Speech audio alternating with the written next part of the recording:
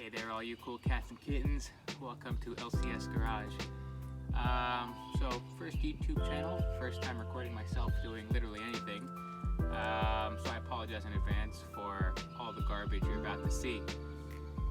Making this video and YouTube channel out of peer pressure from my other unsuccessful YouTube friends, but you know, I figured it's something fun and new, and I'm bored and in quarantine, so might as well have some fun. I don't know, we're just gonna record stuff with the cars, maybe some other random stuff. Just, it's gonna be basically my life of activities, I guess.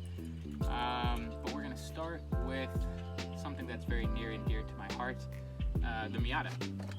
And thank you, Creeper. I lovingly call this thing the teal turd for obvious reasons. And today we are going to be unplastidipping the car. You can see I already started that right here with the trunk first, just to get an idea of how it works. And I've tried a bunch of different things. I've tried WD-40, the pressure washer method, you know, just soap and water, peeling it. But as you can tell, I did basically everything wrong with plastidipping. I didn't use a base coat. I didn't really prep the surface at all. I used spray cans. You can tell that everything is very uneven as far as, there's little chips here, but it's a really thin coat. Everything's very uneven. And it was laid overall very poorly because I had, no idea what I was doing. So I found what works best is, but Goo Gone. I mean, this thing is a lifesaver where it doesn't make it like super easy, but it definitely eases the process. And what I've been doing is spraying it with just a random spray bottle, and I just, saturate it.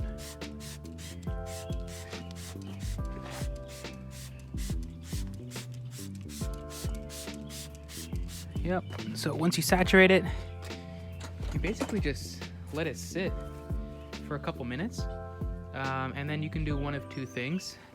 If it's really easy and thin, it can come off with just a microfiber. Probably like this little thin area can work. But I bought these plastic scrapers from Amazon. It's like a 7 o'clock blade. You can just interchange these. It was, I think, like $5 or $7 for a box of 100. So these are really convenient, and you can literally just, kind of scrape it off. So I guess I'll just put in one of those little time-lapse things, and I'm gonna start from the other side since that's already saturated.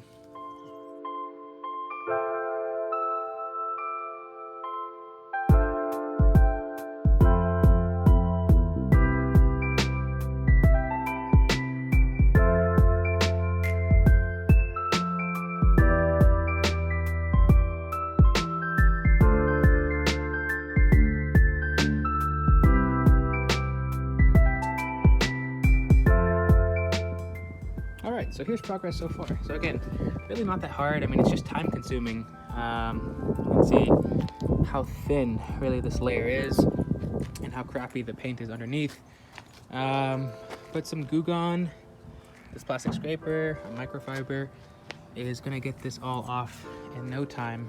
So, a lot of you have asked if I'm gonna plastidip the car ever again, and the answer is obviously. Some people want to see the Merlot, the original color, but it's just kind of plain and dull. I like bright colors, so we'll figure out something else to do.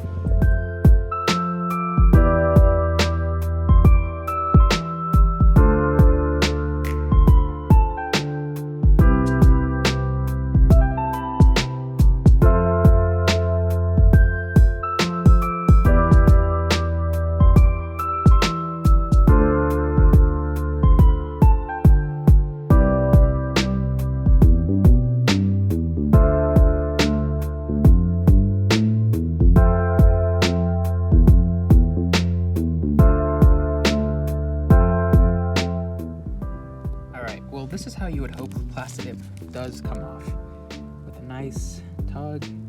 I mean, that's good stuff.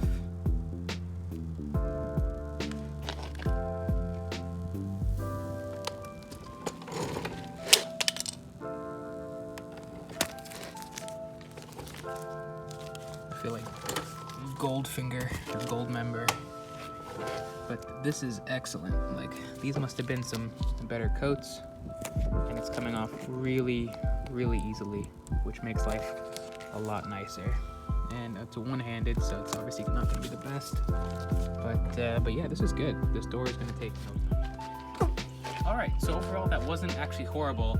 As you can tell, some areas took a lot more massaging than others. You know, sometimes I wanted to peel right off. Other times I really had to scrape in. And with the scraper, like, I found it most effective when you put pretty moderate pressure on it and just making sure that you have the entire lip kind of sealed underneath. Like, make a little edge, have everything touching underneath the plastidip, and it kind of rolls off pretty smoothly. There are some areas, again, like the paint underneath isn't that good. There are some, divots, and that made scraping the plastidip off even more difficult.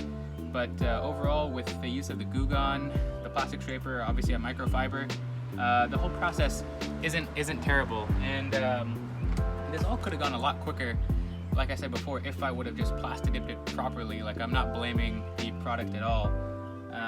It's definitely the application of it, but it's a fun process, and I don't know.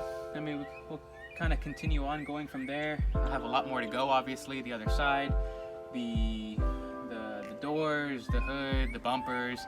I mean, it's taken me maybe around 20 minutes to do this one panel, so I'm assuming it's going to take a couple hours to do the rest of the car. Not the biggest deal. But, leave a comment below if you have any better suggestions on how to get this plastidip off. Also, should I plastidip the car again, or should I leave it the M Edition Merlot color that came in '95? And again, if you didn't know, this car is a 1995 Merlot M Edition Miata. There's a fun story on how we got this, which I can get into another day. But I bought this as my track car. As you can kind of see, oh, that door's locked. But let me take it's kind of like a project car, so I can learn how to work on cars. But yeah, so I bought it as my track car. I have, obviously some Sparco Sprint 5s. I have a roll cage, harnesses, a little steering wheel. Really nothing performance oriented, all kind of safety oriented, as I wanted to make sure I didn't kill myself while learning how to drive on the track. Upgraded pads. I have I think they're Hawk DTC 60s all around. These are my winter wheels, which I have Blizzaks. I also have a set of RS4s for the track.